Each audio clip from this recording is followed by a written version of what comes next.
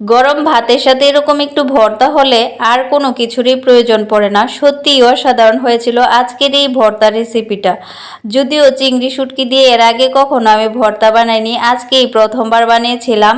আমার কাছে মনে হয়েছিল চিংড়ি মাছের ভর্তা থেকেও এই চিংড়ি শুটকির ভর্তাটা অনেক বেশি মজাদার।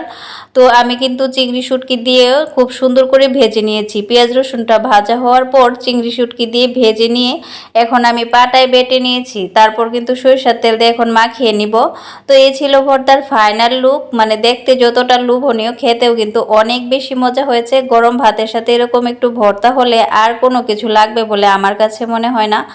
আর সকালের জন্য আমি মূলত বরবটি আলু ভাজিও করছিলাম, কারণ ঈশান যেহেতু ভর্তা খাবে না সেজন্য বরবটি আলু ভাজি আর একটু মাছও রান্না করব। আর এই রান্নাগুলি আমি মূলত সকালের জন্যই করেছি, দুপুরের রান্না পরে করা হবে। তো পুরো ভিডিওটি আপনাদের কাছে কীরকম লেগেছে অবশ্যই কমেন্ট করে জানাবেন। দেখা হবে নতুন কোনো ভিডিওতে। এই পর্যন্ত সবাই ভালো থাকবেন, সুস্থ থাকবেন, টাটা।